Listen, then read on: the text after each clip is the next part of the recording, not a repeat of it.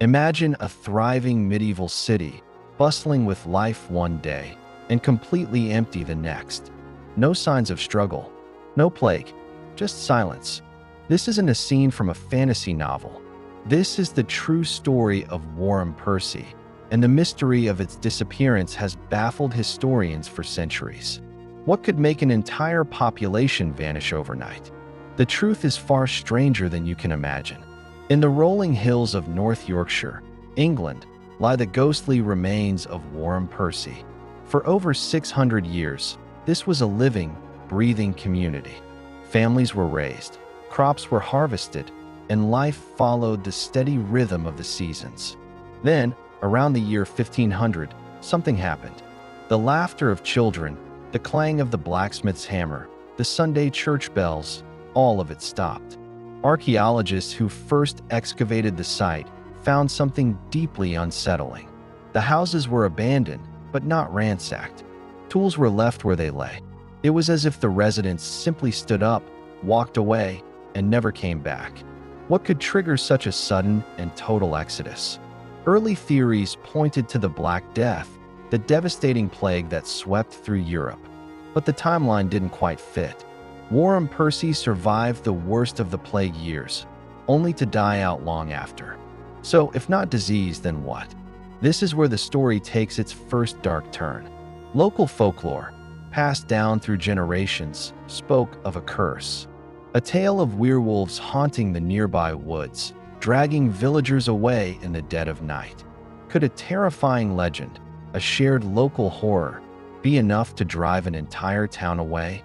As investigators dug deeper into the village's past, they looked for evidence, anything that could point to this fear. They started in the most sacred place of all, the church cemetery. And what they found there would rewrite everything.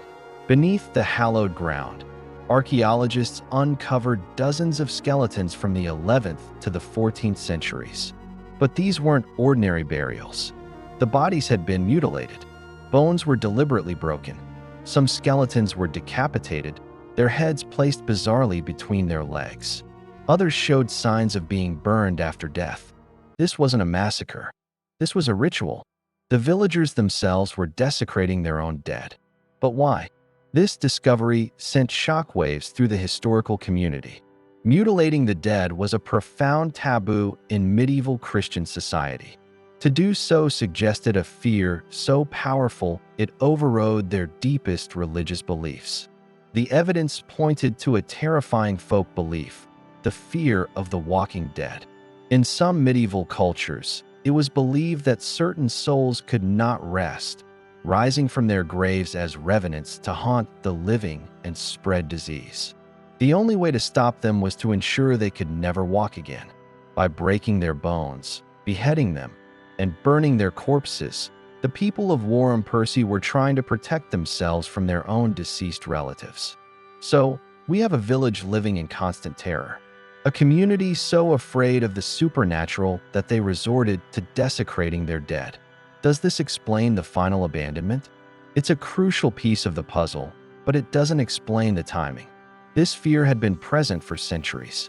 Why did they suddenly leave around the year 1500? The answer wasn't buried in the graveyard. It was hidden in the fields surrounding the village. The landscape around Wharram Percy holds another secret. Detailed surveys of the land reveal the dramatic change that occurred right around the time the village was abandoned. The small, individual farming plots that had sustained the village for centuries were gone. In their place were vast, enclosed fields. This wasn't a natural change. It was a deliberate, man-made transformation. And it points to a new suspect in the mystery: sheep. In the late 15th and early 16th centuries, England underwent a massive economic shift.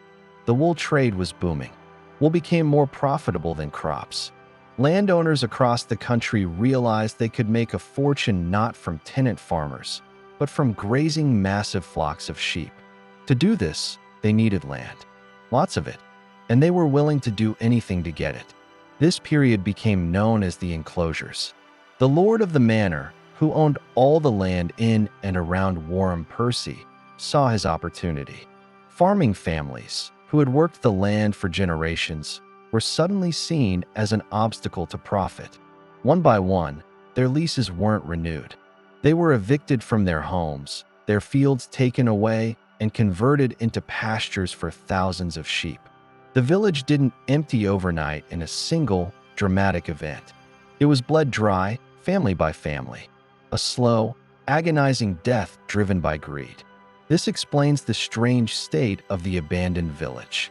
There was no violence or struggle because this was a legal, though ruthless, process.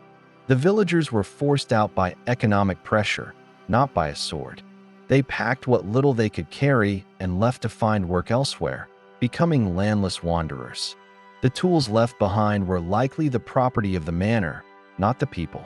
Wharram Percy wasn't wiped out by a curse or a plague. It was destroyed by a spreadsheet. A cold, calculated business decision. But what about the mutilated bodies? How does the fear of zombies fit in with an economic takeover? The two stories seem worlds apart, yet they are deeply connected. Life in medieval England was precarious. A bad harvest, a sudden illness, or an unusually cold winter could devastate a community. When things went wrong, people looked for someone or something to blame. This constant anxiety fueled their belief in the supernatural. The fear of revenants, the walking dead, was a way of making sense of a world filled with unexplained death and misfortune. When the economic pressures from the enclosures began, it must have felt like another curse upon the village. As their livelihoods were stripped away, their world destabilized, their ancient fears would have resurfaced with a vengeance. Perhaps they saw the evictions as a form of divine punishment or a supernatural attack. The desecrated burials show us a community already at its breaking point, living on a knife's edge of fear and superstition, long before the final blow fell. The sheep didn't create the fear, but the economic storm they represented was the final, unstoppable force that the village couldn't fight. So the mystery of Wharram Percy is solved. It wasn't a single, dramatic event, but a perfect storm of factors.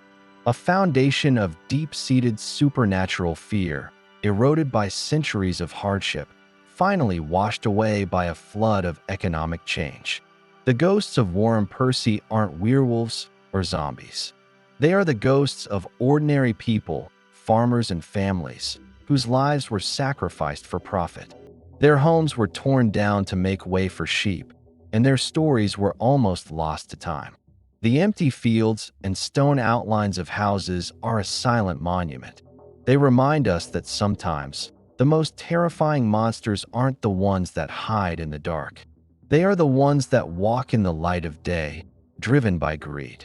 The story of Wharram Percy is a chilling warning from history about what can happen when profit is valued more than people. It's a story that, in many ways, is still happening all over the world today. What do you think is the most shocking part of this story? The mutilated bodies or the ruthless economic eviction? Let me know your thoughts in the comments below. If this journey into the past fascinated you, please hit that like button, share this video with someone who loves a good mystery, and subscribe for more stories that history tried to forget. Thanks for watching, and I'll see you in the next one.